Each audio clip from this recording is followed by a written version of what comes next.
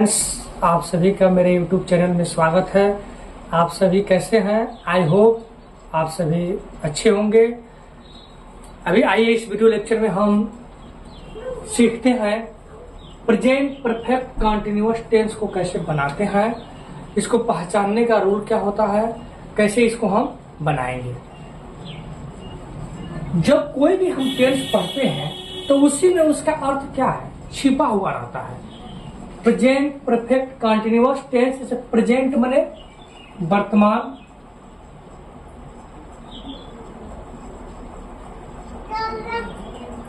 Perfect माने पूरा, continuous माने लगातार, लगातार, टेंस माने काल, काल या समय।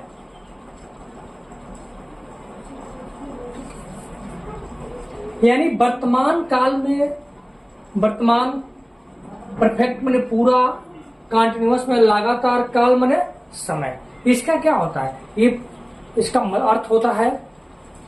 आइए इसको पहचानते हैं कि इसको बनाएंगे कैसे। अभी पिछला आपको मैंने पिछले वीडियो लेक्चर में आपको मैंने बताया था कि प्रेजेंट परफेक्ट टेंस को कैसे बनाते हैं। अगर आपको कोई दिक्कत होगा तो आप मेरे प्लेलिस्ट में जाकर उसको आप देख सकते हैं। अगर आप नए हैं तो मेरे चैनल को आप सब्सक्राइब कर सकते हैं। अगर आपको ये वीडियो मेरा अच्छा लग रहा है तो आप इसे लाइक करेंगे, और आपको ये वीडियो आपके लिए हेल्पफुल है तो आप चैनल को सब्सक्राइब कर लीजिएगा। निश्चित रूप से आपको काफी लाभ मिलेगा। प्रेजेंट परफेक्ट कंटिन्यूअस टेंस को हम सबसे पहले पहचान क्या होता है ये जानेंगे कि इसको पहचानते कैसे। बिना पहचाने हम इसको बना नहीं पाएंगे। तो सबसे पहले पहचानते हैं कि इस टेंस के हिंदी वाक्यों के अंत में रहा हूं, रही है, रहा है आदि के साथ, यानी इत्यादि के साथ समय दिया रहता है, तो उसको हम प्रेजेंट परफेक्ट कंटिन्यूअस टेंस के नियमानुसार क्या करते हैं, बनाते हैं। या जो कार्य पास्ट टेंस में शुरू हुआ और अभी भी क्या है, जारी है, तो ऐसे जो वाक्य होंगे उनको हम प्रेजेंट परफेक्ट कंटिन्यूअस टेंस के नियमानुसार बनाएंगे। रूल हमारा है कि जब सब्जेक्ट क्या रहेगा तो इसमें हेल्पिंग वर्ब क्या लगेगा। इसमें हेल्पिंग वर्ब हम हैज बीन और हैव बीन का प्रयोग करते हैं। तो आइए जानते हैं कि किन सब्जेक्ट्स के साथ कौन से हेल्पिंग वर्ब हम लगाएंगे। देखिए, जब सब्जेक्ट आई, वी, यू, दे और कोई भी प्लूरल नंबर में रहे, यानी बहुवचन में एक से अधिक व्यक्ति हो, वस्तु हो, तो उनके साथ जो हमारा हेल्पिंग वर्ब होगा वो होगा हैव बीन। जब हमारा सब्जेक्ट ही, सी, इट या कोई भी नेम हो, किसी व्यक्ति का हो या वस्तु का हो, किसी का नेम अगर सिंगुलर नंबर में रहता है तो उसके साथ जो हमारा हेल्पिंग वर्ब होगा वो होगा हैज बीन। तो इस प्रकार हम इसको क्या करेंगे, बनाए। आइए जानते हैं अफर्मेटिव सेंटेंसेस, सकारात्मक वाक्य को कैसे बनाते हैं। सकारात्मक वाक्य को मैंने कई बार पिछले वीडियो लेक्चर में अपने बताया हूं कि वो क्या होते हैं, जिसमें किसी नहीं शब्द का प्रयोग ना हो, कोई क्वेश्चन ना किया जाए, वो क्या कहलाते हैं, अफर्मेटिव सेंटेंस कहलाते हैं। इन्हीं को पॉजिटिव सेंटेंसेस ये बोलते हैं। इसका स्ट्रक्चर होता है, सबसे पहले सब्जेक्ट, उसका हैज या हैव, उसका बीन, उसका वर्ब के फर्स्ट फॉर्म में हम क्या करते हैं, आईएनजी जोड़ देते हैं। इसी को वर्ब का फोर्थ फॉर्म भी हम बोलते हैं। उसके बाद ऑब्जेक्ट अगर होता है तो उसमें ऑब्जेक्ट लिख देते हैं। उसके बाद हम सिंस या फॉर लगाते हैं। उसके बाद टाइम। तो अभी अब आइए देखते हैं फर्स्ट सेंटेंस। मैं सुबह, सॉरी यहां छूट गया से, यहां छूट गया था। मैं सुबह से पढ़ा रहा हूं। तो सबसे पहले हमारा सब्जेक्ट क्या है, मैं। तो मैं के लिए क्या लिखते हैं, आई, और आई के साथ यहां क्या लगाते हैं, हैव बीन। तो इनमें से हैव बीन।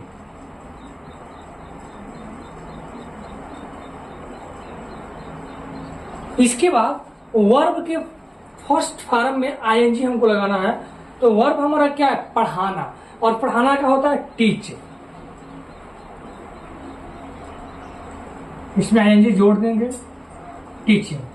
अब हम देखते हैं कि सी की अंग्रेजी जो यहां है वो सिंस या फॉर लगाते हैं।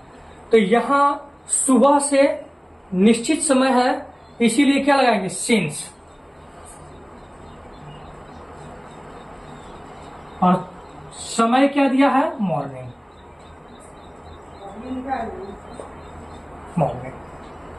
तो ये सेंटेंस हुआ I have been teaching since morning. अभी आपको मैं बताऊंगा कहाँ सिंस और फॉर का प्रयोग कहाँ करेंगे।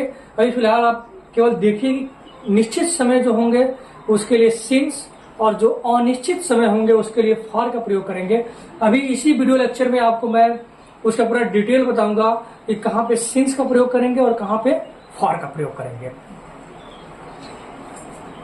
आइए दूसरा सेंटेंस देखते हैं। वे लोग 2 घंटों से खेल रहे हैं। तो सबसे पहले वे लोग की अंग्रेजी क्या होगी? दे। और दे के साथ हैज या हैव में क्या लगाएंगे? यहां देखिए, दे के साथ हम क्या लगाएंगे? हैव। और बीन सबके साथ लगेगा, यहां हो जाएगा दे हैव बीन। और उसके बाद हमारा है वर्ब है खेलना। खेलना का होता है प्ले, और इसमें आईएनजी हम क्या करेंगे? जोड़ देंगे, यानी आईएनजी लगा देंगे। उसके बाद यहां पे देखिए ऑब्जेक्ट इसमें नहीं दिया है, इसलिए ऑब्जेक्ट को हम नहीं लिखेंगे। यहां देखिए सिंस या फॉर में से कोई एक लगाना है। यहां सिंस या फॉर ये से की अंग्रेजी है। तो अभी मैं आपको इसी वीडियो लेक्चर में आपको पूरे डिटेल से बताऊंगा कहाँ सिंस लगाएंगे या कहाँ फॉर। अभी फिलहाल जानिए कि घंटों की गिनती के साथ हम क्या लगाते हैं? फॉर का प्रयोग करते हैं। यहाँ फॉर, जो समय हमारा है वो दिया है 2 घंटों, तो 2 का होता है 2, घंटा का आवर्स। तो इसका ट्रांसलेशन जो होगा they have been playing for 2 hours. आइए तीसरा देखते हैं। वह सोमवार से पढ़ रही है। सबसे पहले कौन पढ़ रही है? वह। ये हमारा क्या है? सब्जेक्ट है, और सब्जेक्ट हमारा क्या है? फीमेल है। इसके लिए हम क्या लगाएंगे? सी। और देखिए यहां पे हमने लिखा ही, सी, इट, और सिंगुलर नंबर रहेंगे, इनके साथ क्या लगाएंगे? Has been. तो सी के साथ हैज बीन, यहां लग जाएगा हैज बीन। पढ़ना का यही हमारा वर्ब है। रीड होता है या स्टडी? रीड और आईएनजी लगा देंगे। और से की अंग्रेजी सिंस, क्योंकि निश्चित समय है सोमवार से। सिंस और सोमवार का मंडे।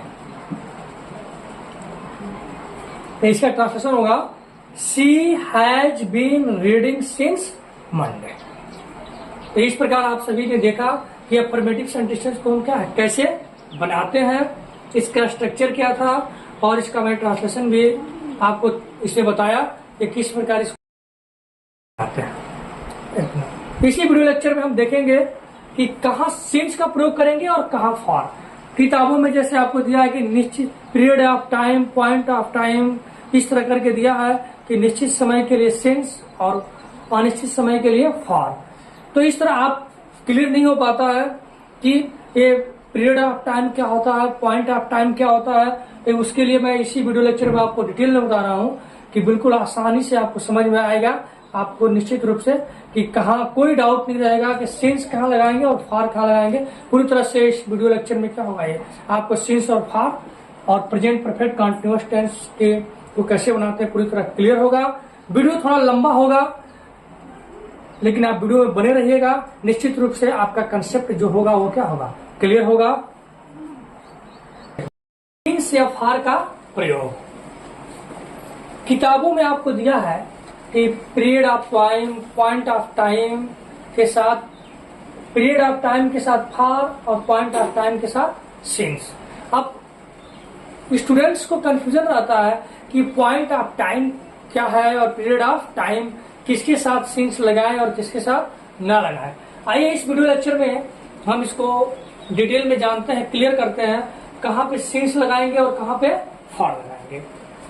सबसे पहले हम देखते हैं सिंस का प्रयोग हम कहां पे करेंगे। जानते हैं सिंस का प्रयोग। पहला, नेम ऑफ द डेज, यानी दिनों के गिनती के साथ, दिनों के जो नाम होते हैं, sorry, name of the days, जो सप्ताह के दिनों के नाम होते हैं उनके साथ हम क्या लगाते हैं, सिंस का प्रयोग करते हैं। जैसे हम कहें कि मैं सोमवार से पढ़ा रहा हूं, मैं मंगलवार से विद्यालय जा रहा हूं। इन सोमवार, मंगलवार, बुधवार, बृहस्पतिवार, शुक्रवार, शनिवार, रविवार, ये कोई भी दिया हो तो उसके लिए हम लगाएंगे since Monday, since Tuesday, since Wednesday, ठीक, सिंस थर्सडे। जब कभी भी दिया रहे नेम ऑफ द डेज, तो इनके साथ हम क्या लगाते हैं, सिंस का प्रयोग करते हैं। नेम ऑफ द मंथ, मान लीजिए कहा जाए कि मैं वह जनवरी से परीक्षा की तैयारी कर रही है, मैं फरवरी से पढ़ा रहा हूं, मैं मार्च से, कोई भी हो महीनों के नाम, चाहे वो जनवरी, फरवरी, 12 महीनों में किसी का भी नाम हो, जनवरी, फरवरी, मार्च, अप्रैल, मई, जून, जुलाई, अगस्त, सितंबर, अक्टूबर, नवंबर, दिसंबर, तो उन सभी के साथ क्या लाएंगे, सिंस जनवरी, सिंस फरवरी, सिंस मार्च, जो भी रहता है उसको क्या करते हैं, सिंस का प्रयोग करते हैं। नेम ऑफ द ईयर्स, जैसे हम कहें कि मैं 2008 से पढ़ा रहा हूं, आप 2010 से पढ़ रहे हैं, मैं 2015 से परीक्षा की तैयारी कर रहा हूं, तो उसके लिए क्या लगाएंगे, since. Parts of the day, दिन के अलग अलग भागों के लिए भी हम सिंस का प्रयोग करते हैं। जैसे हम कहें कि मैं सुबह से खाना बना रहा हूं, सिंस मॉर्निंग। मैं दोपहर से पढ़ा रहा हूं, मैं शाम से पढ़ रहा हूं, तो उसके लिए क्या, सिंस चाहिए। तो पार्ट्स ऑफ द डे, दिन के भागों के साथ भी हम क्या करते हैं, सिंस का प्रयोग करते हैं। क्लॉक, यानी बजे से, जैसे 8 बजे से, 9 बजे से, 10 बजे से, 11 बजे से समय अगर दिया हो कि मैं 8 बजे से मैं बाजार जा रहा हूं, चाहे मैं 8 बजे से या 9 बजे से या 10 बजे, कोई भी समय दिया हो, उसके लिए लगाएंगे since 8 o'clock, since 9 o'clock। Name of the festival, त्योहारों के नामों के साथ, जो भी त्योहार के नाम दिए रहेंगे उन त्योहारों के नामों के साथ आप क्या लगाएंगे, सिंस का प्रयोग करेंगे। जैसे हम कहें दिवाली से, होली से, तो since Diwali, since Holi, since Eid, तो इस प्रकार का करेंगे, सिंस का प्रयोग करेंगे। स्टेज ऑफ वंस लाइफ, आप सभी जानते हैं कि जीवन का क्या होता है, ये कोई ना कोई एक स्टेज होता है, जैसे बचपन से, जवानी से, तो उसके लिए हम सिंस का प्रयोग करेंगे। जैसे बचपन से अगर दिया हो तो सिंस चाइल्डहुड। कहीं दिया है Saturday, last week, last year, last month, तो इनके साथ हम सिंस लगाते हैं, since last week, since last year, since last month. आइए अब इस वीडियो लेक्चर में देखते हैं कि फॉर का प्रयोग कहाँ करेंगे, फॉर का प्रयोग कहाँ कहाँ पे होता है। आपने इसमें देखा कि सिंस का प्रयोग कैसे करते हैं। अब देखिए फॉर का प्रयोग, सिंस के प्रयोग में, और आप तो फॉर का प्रयोग दिनों के गिनती के साथ, जब भी दिनों की गिनती हो, जैसे 1 दिनों से, 2 दिनों से, 3 दिनों से, 4 दिनों से, तो उसके लिए क्या लगाएंगे, फॉर 2 days, फॉर 3 days। महीनों के गिनती के साथ, जब भी महीनों की गिनती है, जैसे 4 महीनों से, 5 महीनों से, 6 महीनों से, 1 महीनों से, तो फॉर 4 month, जो भी रहेगा गिनती क्या करेंगे, लिखते हैं। घंटों के गिनती के साथ, जैसे 2 घंटों से, 3 घंटों से, 4 घंटों से, 5 घंटों से, जैसे दिया है 2 घंटों से, फॉर 2 hours। वर्षों की गिनती के साथ, जैसे दिया रहता है कि 8 वर्षों से वह परीक्षा की तैयारी कर रही है, मैं 5 वर्षों से पढ़ा रहा हूं, मैं 10 वर्षों से पढ़ा रहा हूं, तो उसके लिए क्या लगेगा, for 8 years, for 10 years, for 5 years। सप्ताह की गिनती के साथ, जैसे हम नहीं कहता है यानी मैं 1 सप्ताह से पढ़ रहा हूं, मैं 2 सप्ताह से गोरखपुर जाने की तैयारी में कर रहा हूं, अनेकों चीजें हैं। तो इस तरह से सप्ताह दिया रहे तो for a week, for 2 week, for 3 week. उसी तरह दिया है फॉर ए लॉन्ग टाइम, लंबे समय से, तो उसके लिए क्या लिखेंगे, फॉर ए लॉन्ग टाइम। तो इस प्रकार हम सिंस और फॉर का क्या करते हैं, प्रयोग करते हैं। तो इस वीडियो लेक्चर में बस इतना ही। अगर आपको अगर वीडियो मेरा अच्छा लगता है तो प्लीज इसको लाइक कर दीजिएगा, शेयर कीजिएगा, और कहीं भी आपको डाउट है तो कमेंट बॉक्स में कमेंट कीजिएगा। और आप नए हैं इस चैनल को सब्सक्राइब कर दीजिएगा। फिर मिलते हैं नेक्स्ट वीडियो में, तब तक के लिए आप सभी का धन्यवाद।